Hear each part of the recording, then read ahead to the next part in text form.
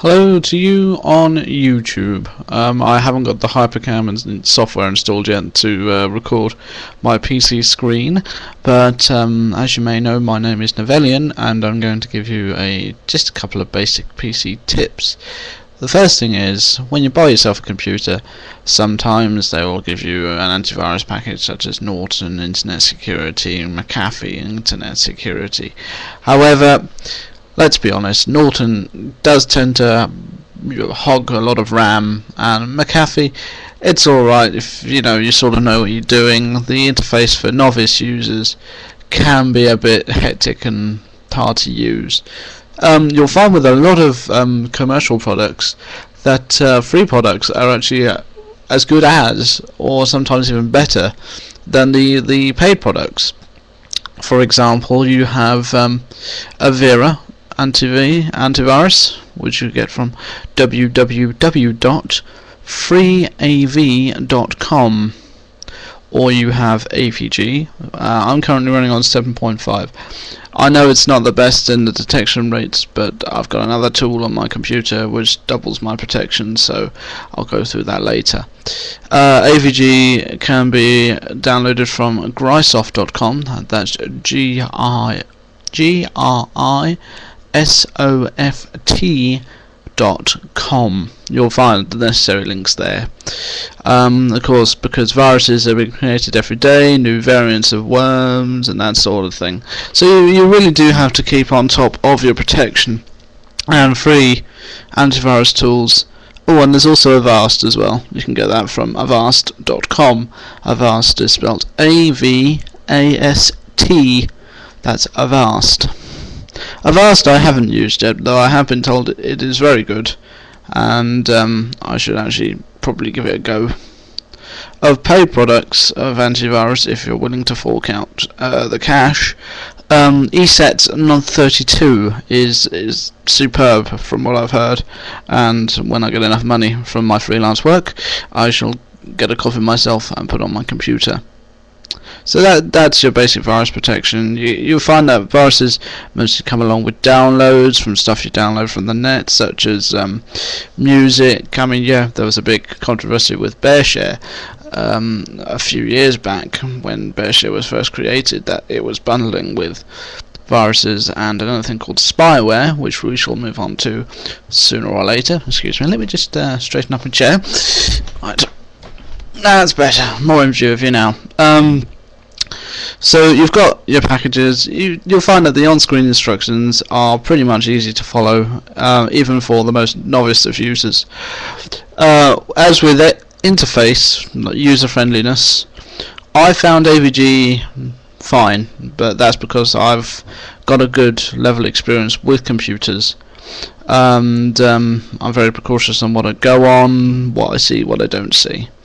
However, with novice users, you might find the interface a little bit clunky, but other than that, if you just want basic protection, free AVs will do the job.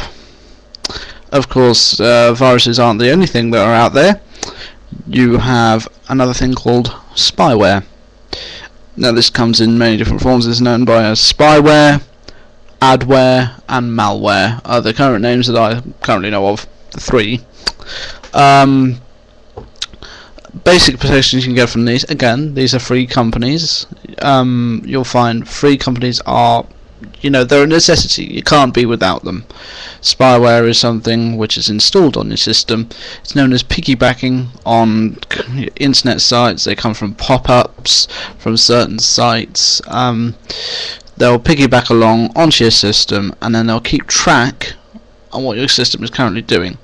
Now you'll find with a program that I'm going to be describing, which is Adware, that it will find a lot of tracking cookies. Now tracking cookies most of the time are nothing to worry about, but what they just mainly do, if you say, oh, remember my password on this site, site example, say Travian, which is an online game, that will install a tracking cookie on your computer, but they're harmless and they can be removed with a program, which is fine. But it's keyloggers, which is what you type on the keys, and programs like that, hijackers, which then literally take control of your base unit, and they'll do what they like. And there was a there was an American piece of software which actually held your computer ransom, and if you didn't send your card details over what came up on the screen, you wouldn't get your computer back. Funnily enough, people actually fell for this and actually sent their money through. And you'll find a lot of spyware hides behind a lot of applications known as rogue spyware.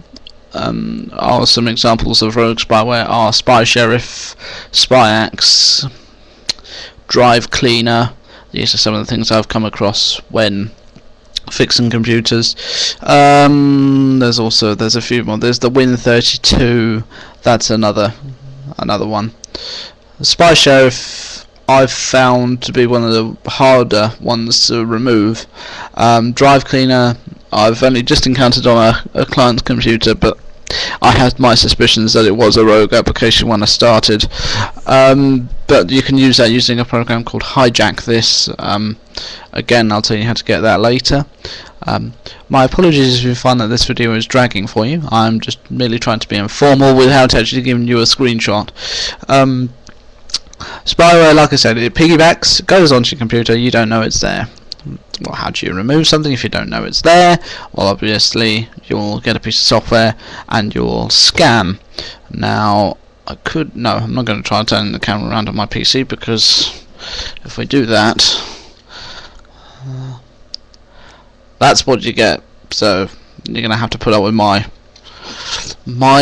audio commentary, I'm afraid, and my sincerest apologies. I use two bits of software. I use for spyware, I use Spybot Search and Destroy. If you just go to google.co.uk or google.com, whatever, you'll find that the first page listed on there is the official Spybot URL, and you can just follow the on-screen instructions. They're incredibly simple. Just follow the download details. It will download. It will start on you. Oh, talking of downloading, my antivirus is updating. Wonderful. This will help slow things down a bit. Where was I? I've lost my place now. Yes, the on-screen instructions to Spybot are incredibly simple. It will download onto your computer, say after 2 or 3 minutes, depending how quick your computer is.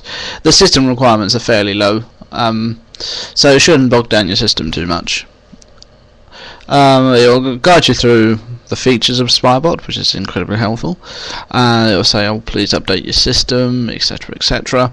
You can then update, and then you can start a scan. Now, a scan for me usually takes about an hour for my entire system to do a spyware scan.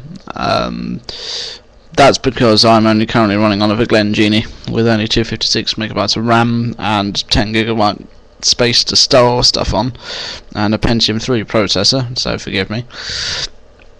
But if you're running on a dual core processor, a lot more space, a lot more RAM, you should find that should cut down the time incredibly much.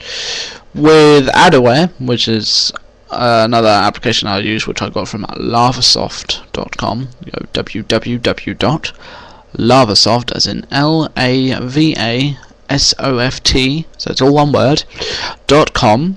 You'll find a link to Adaware Free. Now that's what I use, and again, downloads really easy, it's fine. And if you search on other videos on YouTube, you'll see how people have downloaded them. Again, you'll download, and it will say, oh, please enter your license information, but if you just click use free, you should find that it will then just load up, and then you'll never have to pay for a subscription, which is fine. You know, that's the point of a free application. You don't have to pay a subscription fee. Again, this is incredibly useful for finding tracking cookies, data miners. I found it also dealt with the SMIP fraud infection on a client's computer very, very well. It did detect 10 variants of the SMIP fraud, which is known as part of the SLOB Trojan, and it managed to clear that up fine. And now Trojans, speaking of Trojans, part of Trojans viruses, spyware. Now Trojans, you all might be familiar with the tale of the Trojan horse. You know, the war against trying to retrieve Helen of Troy. Of course, the Greeks wanted Helen of Troy back, so they went to the kingdom of their enemies, and they gave them a wooden horse, pretending it to be a gift from the gods.